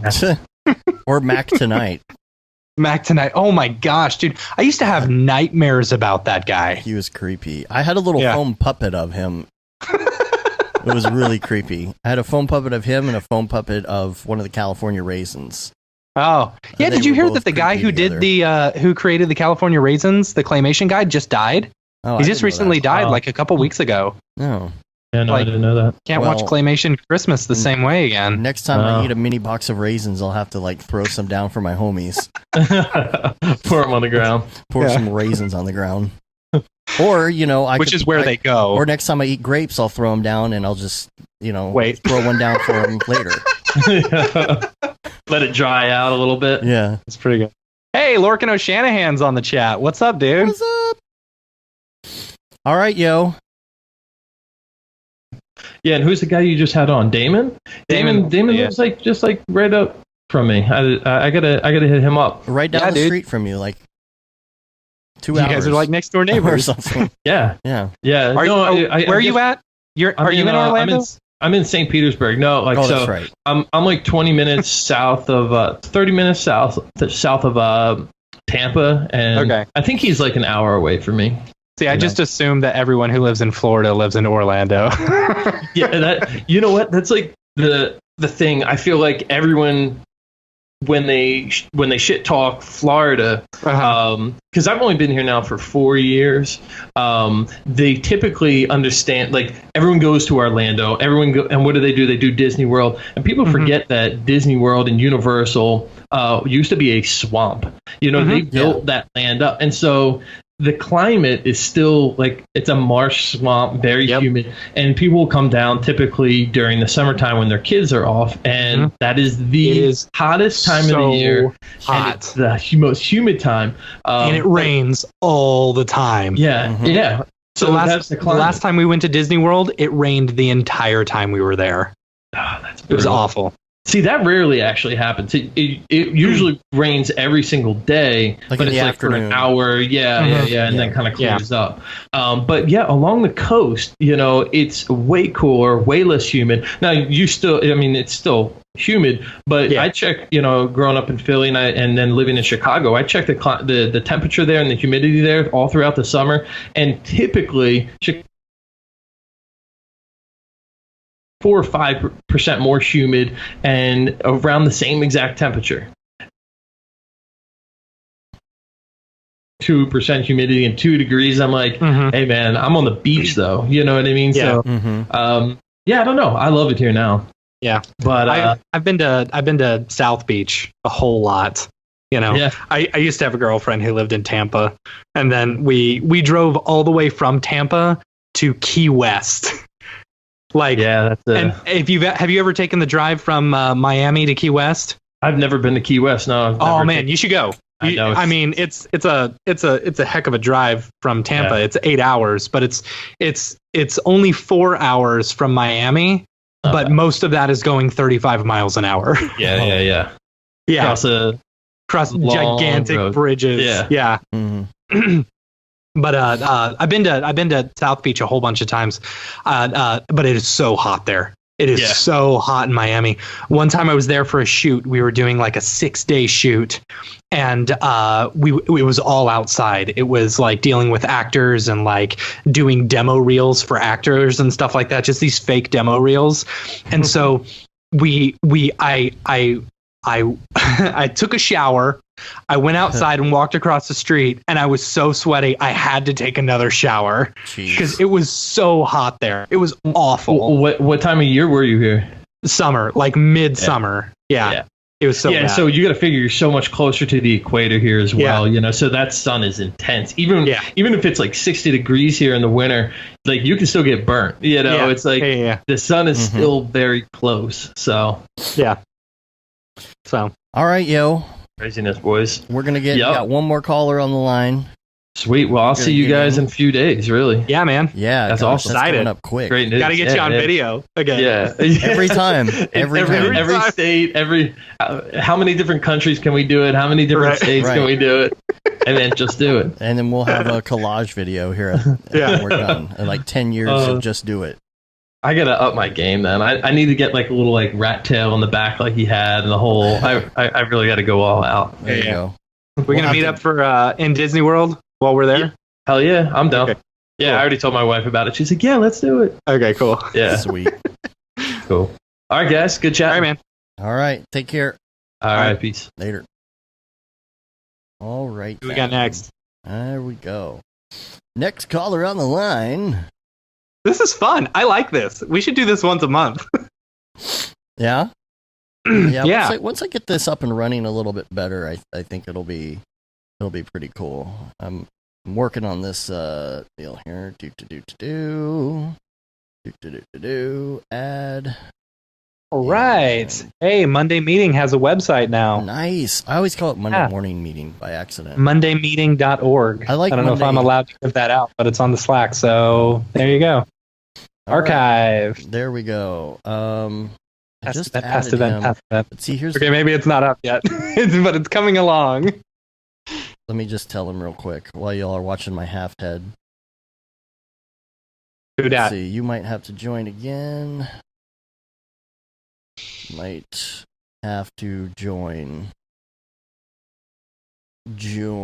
All right. There we go. There we go. Hey, sorry, I was getting a better mic. Who there? Who It's all there? good. It's phone, who Brian dis? Beam. What's up, Hello. Brian? How are you? Let me turn my camera on. Yeah, we want to see Yes, your I pretty can't see You face. can see my very messy office. Hey, There there, we go. he is. How goes What's it? going on, I man? fill myself a frame enough, like you won't be able to see the mess. Right? Oh, you're good. You're good. Matt, turn off your camera and turn it back on. It's being dumb. Oh boy. Let's see. Camera off. Okay, I gotta turn the stream off. How's that? There you go. Better? Because Skype loves to just, double Mess size things for up. no reason. All right, cool. What's going on? It's hoodie weather now that it's 70 degrees. In I know, right? Right? Oh man, I'm gonna bust out my O-Toy hoodie or something. Oh wait, I can't. I gave it away. You gave it. Yeah, I gave it to Zubair. Oh, that's right. because, Yeah, I hadn't tried it on, and they run like 2 sizes too small. Oh yeah.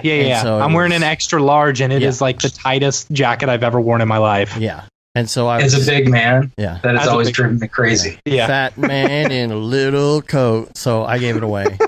It's just like it's like clothing shaming. Right. yeah. Right. My sister-in-law she's from Taiwan. And so when my brother and her got married and they had their wedding in Taiwan, my parents went, and my mom, she's a relatively small woman. She was dressing up like them, like using some of the traditional Taiwanese clothes, and she had to get XL, like XXL, It was pretty funny. Yeah, if you look on wish.com, or like some of the really kind of junky online sales things, like they'll sell clothes, and if you need the US size, like I think it would be like a 5 or 6X. Yeah. Oh, good Lord. That's funny. Hey, so how are things? Yeah. How's the freelance world? It's this summer has been a real adventure. Like I'm very glad that I did it. Mm-hmm. But we still haven't gotten to the point where there's been enough cash flow that I'm not looking at a month and a half out. And I'm like, oh crap. I did that when I got laid off. That's kind of the way it was. Like maybe 2 weeks saved up every single time, but I had constant work coming in, and I was lucky on that front. But I've had a really interesting mix of clients. I've done some agency work. Actually, it was really interesting when I first moved to town. There's an agency that I'd been interested in, and when I looked at their reel, they had the same music that I'd used in my reel, and I thought, this is a sign. It was some obscure Seattle electronic band. Like, wow, we've got the same obscure band. It didn't happen. But when I left Rooster Teeth, my first client was them. It was kind of cool. It's just like, oh, okay, things have kind of come full circle again. So I did that, and then I got to work on a concert that will air sometime in December for a guy who does a lot of awards shows, which has been a very different thing. And then I'm for a software company that I've worked with for a long time. So it's been a really kind of like not normal stuff that I would have expected. But at the same time, like it's work. Yeah. Like this summer I spent, the agency job, it's out there now. I spent a lot of time modeling garbage cans. That's fun. It was this job is totally trash, right? It's or did you say that? And dumpsters. So like if you ever need to sim a dumpster fire, I have a whole collection of dumpsters. That's funny. So I've spent more time staring like it, and if I'm walking my dog now, I can't help but like start looking at the trash. It's like, oh, I did that one. Right. That one. Yeah. You start overanalyzing everything that you've modeled before because like, oh man, I totally messed up the bevel on that the lid of that one. Right. While I was working on the dumpsters, like actually was really helpful going out and walking the dog because I would find one of the like, oh, there's that one that I'm modeling. I need to look at how the welds are on that, and like took my phone out and like was shooting photos, like being able to find the reference by going and looking at it. It's like I really like the way the rotting vegetables are going over the lid on that. Let me take a photo for the texture. Yeah, it turns out that it's much easier to do 3D renders than it is to haul dumpsters in for like a photo session. So, it made sense. But, so yeah, I mean, it's been an interesting thing. I'm still trying to figure out how to build the sales funnel because like it seems like the things that have been coming in haven't been through any particular strategy, which has been a little concerning. That's I don't know. I've always found that's kind of the way it is. People like it is word of mouth. And like I don't know if you've gotten any work from the Slack or something, but I've found that the more we do meetups and the more we talk to people and stuff like that, if there's overflow work from one person, they tend to they'll sometimes send it to us or something like that. So I don't know. I've not experienced that yet. I've definitely done stuff through the MDA Slack a couple of times, but I mean, it hasn't been a regular source of income. Yeah. Honestly, it's probably been more the other way around. When I was at Rooster Teeth, there were more times that I would hire people through the Slack. It definitely kind of became my like, oh, well, I can get you a person. And being able to connect people that way was really, really useful. Mm-hmm. Cool. That's cool. How's the scene in Austin? It's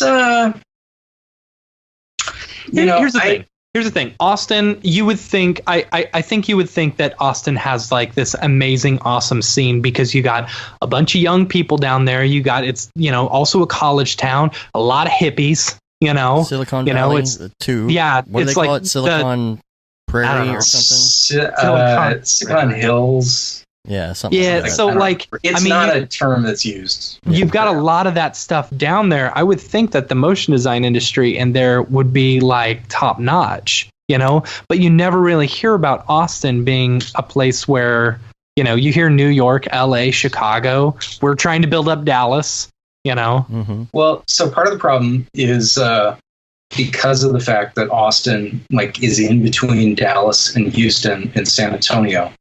A lot of the agency work doesn't happen in town. We've got agencies, but there's a lot of B2B stuff that gets done. The prestigious kind of advertising campaigns aren't happening. Facebook has an office here, but it's definitely not oriented towards video. I forget exactly what they do, but, there's clients and there's work.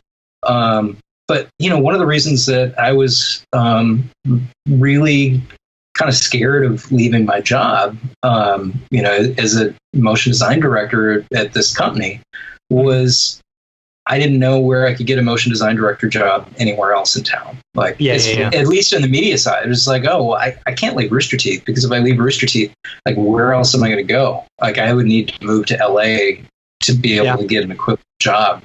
And so that gave me a lot of kind of trepidation. Yeah. The scene is sort of connected. There's a once a month meetup at a bar. And when I was at RT, I didn't appreciate it until I left. I've been going all the time now because I'm working from home, and it's my one opportunity a month that I know I'll be able to see some people in person. And things like the Monday meeting have been really helpful, but man, there's just times where you need to see people actually in flesh. Yep. And being able to go and spend time just drinking and hanging out has actually been probably one of the better things that I've done. Well, put November 15th on your calendar. Yeah, dude. You should come up. Come on up. Hop on the megabus. I need to try the megabus up to Dallas. I haven't done it yet. Yeah. We need to start doing some meetups down in Austin. It's only what, three hours? 3.5 hours. 3.5 hours. That was pretty good. Yeah, we did. We had maybe 10 people or so, and it was a lot of fun. That was where we met you for the first time. Oh, yeah. I specifically went out because I kind of wanted to, I don't know. I feel like I've always felt kind of like I have this obligation in Austin to be the connector. People come to town, it's just I need to welcome you to my town. Yeah. That's good. That's super good. Yeah. If you ever want to come down, the Austin meetup is always the first Wednesday of the month at 6:00 at this bar called Liberty Bar. But you'd be more than welcome to come down. How many people do you normally get to show up? It depends on the month. If the weather's really nice and there's not a lot of other stuff going on in town that night, there could be 30 to 50. Other nights there could be 5. Nice. Okay. So it really depends, and it really fluctuates. I think this coming month we're supposed to be doing. The guy who runs it operates out of a space in South Austin that has kind of a cool warehouse area, but in the summertime it is very much not cool because there's no AC. So this month they're going to do a kind of micro talks thing. So people will be able to come and give a little talk about something they've been working on. I'm going to talk about my silly character animator driven Family Feud board that I did a case study about the other day. Okay. But yeah, it's cool, and I'm really hoping that there's a guy in town who's been running an organization called Media ATX, and his job is to kind of build an interactive map of all of the different media people in town or organizations. Cool. And do a better job of connecting people. And so he was at the Austin Motion Artist Group this month, and I'm hopefully going to be helping him to do some of that bridging to kind of build a stronger community. There's a lot of opportunities, and I think there's just not always a lot of communication. Yeah. And so it's trying to figure out how to bring those people together. Yeah. Cool. That's cool, man. So, Matt, what time is your heart out again? I got another like 20 minutes or so. Okay, cool. So, yeah. Let me ask you this, Brian. Yeah. Have you ever done Beeple's People with us? I've not done Beeple's People. Would you like to do Beeple's People with us? I would love to delve into the world of Mike Winkleman. People's people, where'd you get that people? People's people, what's up with that guy? Okay, let's do it. All right, everybody get out your Beeple viewer of choice. For me, it's Twitter. And open up to October 5th, Year of Our Lord 2018. And the title of this piece is called Slow Internet. Hopefully my 3 screen grab. Yeah, it works. Sweet. Okay. All right. Slow Internet. So this is like a turtle with a... Oh, I love that one. Yes, with a satellite dish, and he's got treads and all that kind of stuff. I love the animals that he's been doing. Like, I think this is a really cool series that he's done, you know? Now, if he could just print this off and then shred it about halfway, it would be worth so much more. That's true. They could put it on one of those Louis Vuitton t-shirts. Yeah, right. Yeah, shredded. And shred that. Shred and then you've the got t-shirt. kind of a punk look. Yeah. Man, I love this. I love that little detail of the ripped off truck kind of creating like sunglasses. Like it feels feels a lot like the stacks in Ready Player One or something. Man, I have the movie. I haven't watched it. Oh yeah. It's not perfect, but it's kind of fun. It's cool. Steven Spielberg. Like I liked it. I love the art direction in it, and like it feels like some of that's popping out here.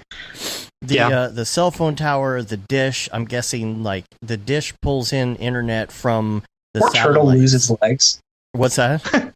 Did the poor turtle lose his legs? Yeah, but why do you need legs when you got robot legs, right? It's true. You're probably faster too. Right? It's like how does a giant turtle deal with the speed that he can now, even if those treads aren't fast, they're probably faster than the turtle could operate. He looks pretty happy. Yeah.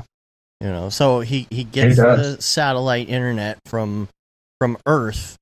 See, that's part of the problem is that this is another planet they're working on, so they have to get the internet from Earth, which takes a long time to get to that dish. That's why it's slow internet. And then it broadcasts out through the cell towers to people's cell phones that are, on this planet.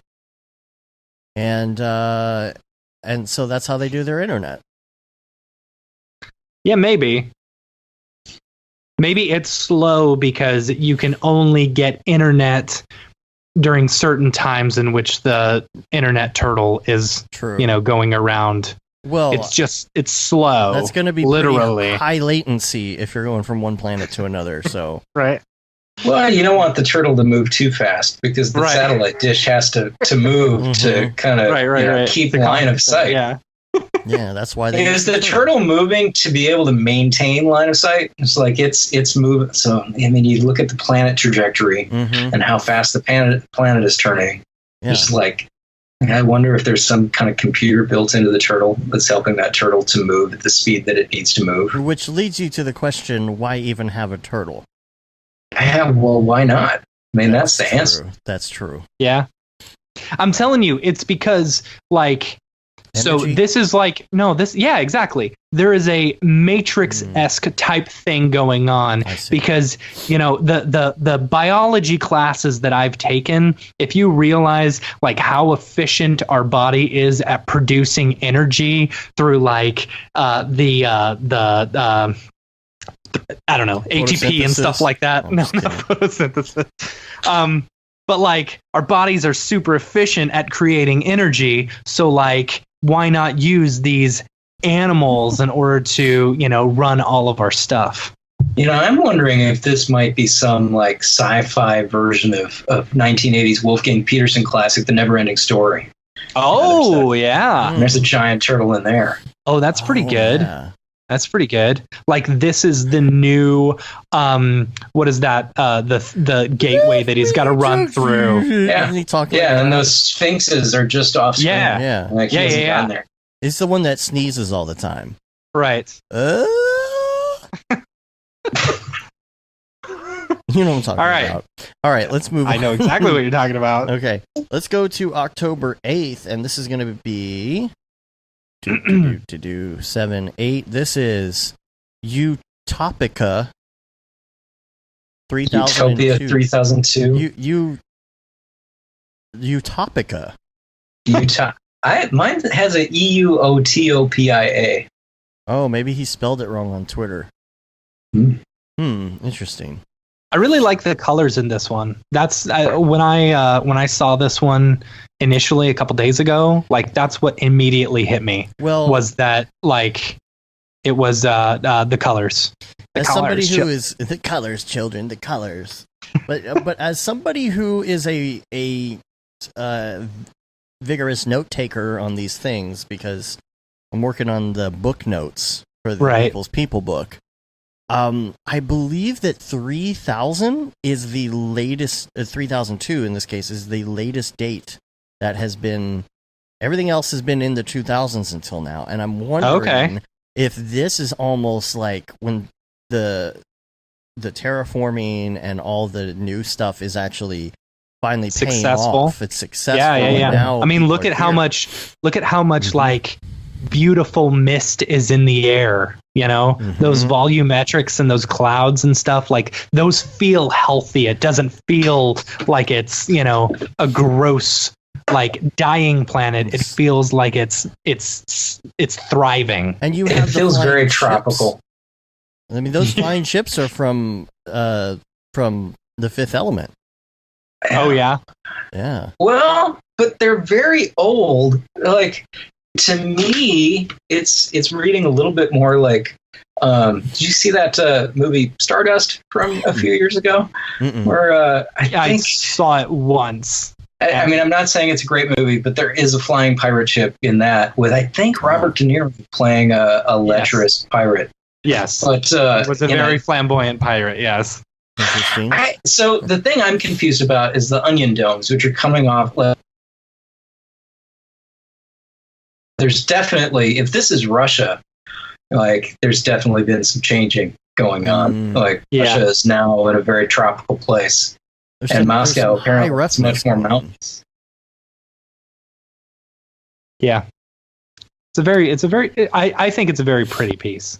I enjoyed it. The question is this Earth or is this one of the terraformed planets from the storyline? I think this is one of the terraform planets. Okay. Personally. All right. So does that mean the Russians took over this terraforming? Could Maybe. be. I do love compositionally the way it draws your eyes into the center. Like, You know what? Yes, that's exactly what I was thinking. It's Russian and Middle Eastern, kind of. So Yeah. maybe Russia took over Syria and Syria had something to do with it. I don't know. I don't know. Just throwing it out. Maybe there. this is a theme park. is there Maybe this is anything? a theme park? Just in one of the new, It's like I don't Disney know. World for another planet. right? It looks like Disney a nice place World to spend some 2. time. Yeah. It's sort of like Tower of Terror that Guardians. yeah. True. Yeah, totally. Tower of Terraforming. Damn. Thank you very much. There it is. All right, next one. This is great. I love this title. This is going to be October 9th, which is yesterday. This is called Buying Drugs from Crypto Worm.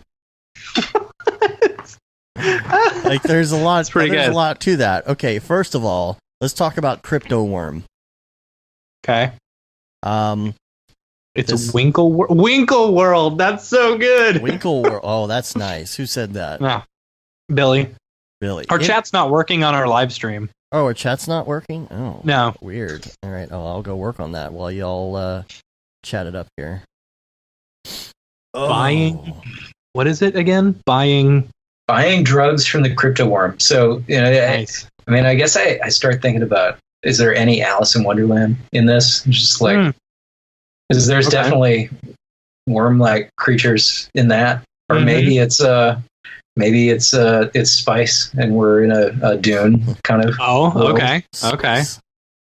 Now The glistening on the flesh is cool. Yeah, I agree. Totally agree. Now the lights coming down, those seem like the person was trying to bust the drug selling crypto worm. And it doesn't you got look this like they've been busted quite yet, because it looks like a relatively calm atmosphere. Yeah. Because that guy, you'd think he would be getting ready to turn and run. Yeah. But he's very determined. So like, no, we're going to finish this transaction. Okay, so what drugs is he buying then? Spice? I don't know. It's something green. And because it's in that little cooler right there. And why crypto worm? I don't know. Is it a security thing? Is that why it's crypto? Those eyes, it looks like he's got some sort of like cyber glasses or something attached to his head. So maybe there's like an electronic connection. Yeah, maybe. Oh. This is going to be an interesting one for the book. That's for sure. Maybe his internals are just all Kubernetes. There you go. Nice. I don't know, like we can't see inside of the flesh. Maybe it's just filled with 1080 or 2080s. 2080s. Or like 40,000 80s. Maybe that's what the drugs that he's selling are actual like Kubernetes. cards. Because if you look at the green glow, it's like the green tokens. of the Yeah. There you go. He's selling render token. Access the Octane cloud. Right? Because by this point, render tokens actually render other planets that are being simulated. By this point, render tokens are actually around. You know, Right. in a way, that could be an Almost. extension of a drug. You know, you're rendering this thing which brings the world into existence. Mm-hmm. That's pretty good. Pretty good. I like that. it. Alrighty then. Well, Matt, I know you got a hard out coming here pretty soon, so we're gonna try and get out of here. Brian, Thank you for letting me join in. Yeah, like you really got to come up. You got to come up in November. It'll be fun. Yeah, I should be there. Cool, man. All right, yo, we're gonna sign out and do our little wrap up here for the end and get out of here. So we appreciate you coming on. Take care. Talk soon. Bye. Thanks, man. Okay, let me go fix my head. This is a super fun episode. I really like this episode. Yeah, you like it? Yeah. Well, once we really fine tune this thing and get it working correctly, this will be a lot of fun to. Yeah. All right, let's see if Dave's head can come back here. Whoop. My hair and my beard are out of there control. I am. Yeah, welcome to my world. All right, I'm back. Look at that. Well, I reset the chat, but it's not working. It must be a restream problem. So, way to go, one thing I did want to hit. Oh, there it goes. There it goes. It's working now. Yay. What, the stream? All right. The chat, yeah. Oh, okay. All right. So, one quick deal follow up from last week. Tokyo Megaplex. He was listening to the show last week, and he's got a rant after hearing the new show from last week when we were talking about being your own boss and back to business and stuff. He says, I worked for these slimy directors on that Run the Jewels video while I was a student last summer for super low pay, $150 to $200 a day. And they would always push how it was such a great opportunity and just emphasize that we felt like we were making it worth our time. Well, they were just being lazy and disorganized. I won't use all of his words. It's the music video for Call Ticketron? I don't know. If you look it up. Okay. And it was just so obvious every time they brought up any kind of exposure / whatever. They end up going to every person at the end of the project after being delayed for months. 4 VFX people, including himself. And they're like, hey, we're out of budget and I don't know how this shot's going to get done, but basically trying to guilt us into working for free. Everyone did except for me because I was like, no, I don't work for free. Like 2 hours straight of them yelling at me. Anyway, they called me finally 2 nights ago. I haven't worked for them since. And they're like, yeah, we're doing a bunch of work in the medical industry now. And I'm like, cool. I was looking into that. I know it pays pretty well. And then on a dime, he's like, well, yeah, but what's really cool about it, though, is that working with these AIDS and cancer patients, it really gives the project real meaning compared to other stuff and makes us feel like we're making a difference. Yeah. Trying to loop them up for something, right? Yeah. And they start shoveling like, yeah, we're really trying to launch a VFX studio and build a brand for a VFX artist roster so we can promote them. We didn't talk numbers, but it's so obvious what's coming. Anyway, they're pretty awful about hiding the fact that they're just lazy, greedy directors. Yep. Don't work for people like that. Yep. That's what he said. So, yep. We're going to get out of here. I'm going to go take a bunch of cold medicine. Cool. I'm going to pick up my kid and then maybe do some more work. Don't forget, next week, Aaron Coverett's going to be on the show on Monday. That's going to be at noon Central Time, live. Check it out, Brograph.tv. Do we have a day when Robin's coming back? Have we hooked that up yet? Still talking to her. She's been working on a really big project. Okay. And so we're trying to figure out. I think the problem is that her days are shot for a while. Yeah. So we're working on a scheduling system right now that is going to allow us to plug people in. Cool. So that we can get them all set for the show. Cool. And so when we come back from New York, we're going to be somebody's going to be on the show the following week too. Haley's going to be on the show to talk Motion Hatch and the freelance contract bundle.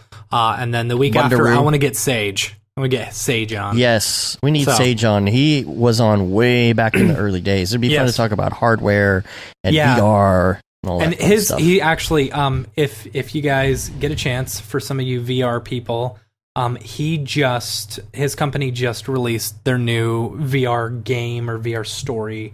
Let me see. I need to find the exact. It's called The Great Sea.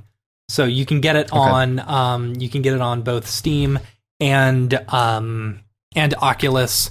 And I think it's relatively cheap. It's like $4.99 or $5.99 or something like that. So oh really? Yeah. The Great Sea? The Great Sea, yeah. Oh, man. There's not very good Google food for that yet. Let's see. I got Legend of Zelda, The Great Sea. I've got pictures of The Great Sea. What is it, Great Sea? What if I put The Great Sea, like the letter VR? C. Oh, The Great Sea. Yeah, the letter C. Sorry. The Great Sea on Steam. Yeah, it's the second one. What does that mean? I don't know. We have to ask Sage. Based on the sci-fi short story by Philip K. Dick. Ooh. Yeah, the guy who did Moby Dick? Is that what it is? No. What'd he do? Anyway. Oh, $5.99. Here, let me bring it up on the screen. Hopefully this all works. Nice. The Great Sea. There we go.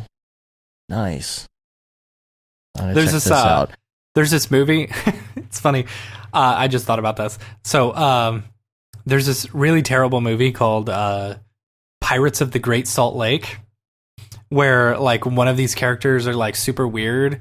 I mean, they're both weird, and he pretends to be a pirate who, is on the Great Salt Lake. And it's based in current day. So, but anytime someone says Salt Lake, the Great Salt Lake, he says, "Oh, you mean the Great Sea?" It's like, no. It's pretty funny. Does that earring mean you're a pirate? Kind of. Based on the short sci-fi story by Philip K. Dick, The Great Sea is a cinematic narrative set in the aftermath of an apocalyptic event, featuring a thrilling storyline, stunning environments, and a powerful soundtrack. Powerful. All right. Powerful.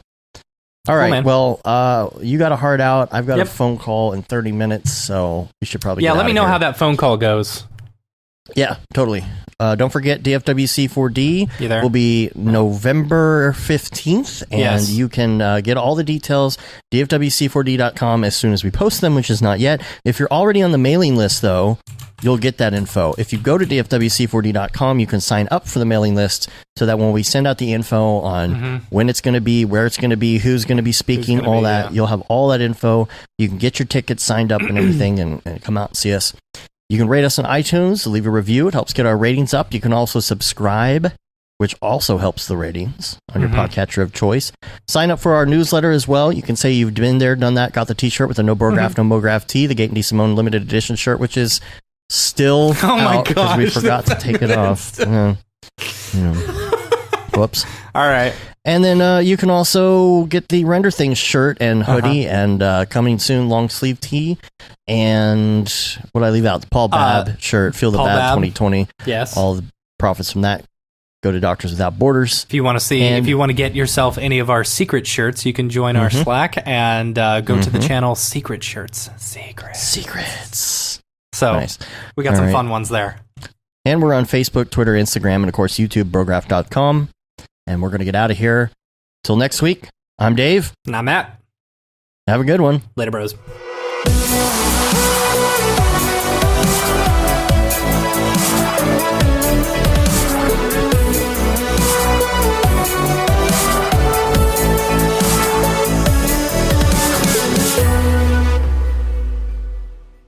It's pretty good, I guess.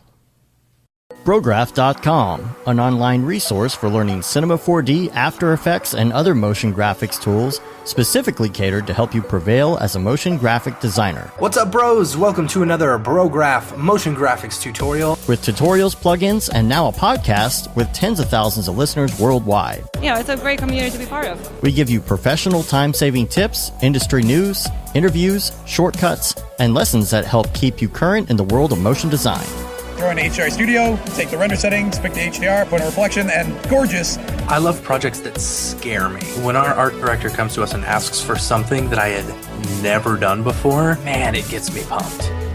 Our weekly long-form podcast will give you the latest news, help you in your file management, hardware configuration, and client relations. Learn about the latest render engines, modeling techniques, and workflow integration while staying entertained. Real nice banana. Ah, that's so funny. All right. I'm going to live forever. Our Brograph Talks are a chance to see the way industry leaders from around the globe are changing the face of motion design. Sometimes you got to make stuff that you're not going to put on your reel, and I'm not here to judge. The podcasts and talks include people like Beeple, Barton Damer, Nick Campbell, Andrew Kramer, David Ariev, Chad Ashley, Paul Babb, EJ Hassenfrost, Mitch Myers, Chris Schmidt, Jules Urbach, Cornelius Dammert, David Brodeur, Andy Needham, Caitlin Kaju, Zubair Parker, Noseman, Ryan Bean, Casey Hupke, Nick Lyons, Sage, Joey Korenman, Jeremy Cox, Rick Barrett, John Dickinson, Matthias Omatola, Patrick Goski, Brandon Clements, Steve Teeple, Tom Glimpse, Patrick Longstrom, Julia Simone, Devin Coe, Al Heck, and even Deadmau5. You get that render done. Yeah, you better frame what? Our Brograph breakdowns go behind the projects and give you an insight on what it's like to manage and maintain your own personal business or work for a large company. Join us for live sessions, check out our useful plugins, watch time-lapse projects, interact with us, and send us email questions and topic ideas. Or just hit the Rando Render button and do an imaginative daily that'll keep you on your toes. Take all your dreams and let's do it! Subscribe today and get automatic updates on the latest tutorials, tricks, tips, and inspiration brought to you by industry professionals Dave Koss and Matt Milstead. We don't care how you get here, folks. Just get here. Subscribe now to Brograph Tutorials.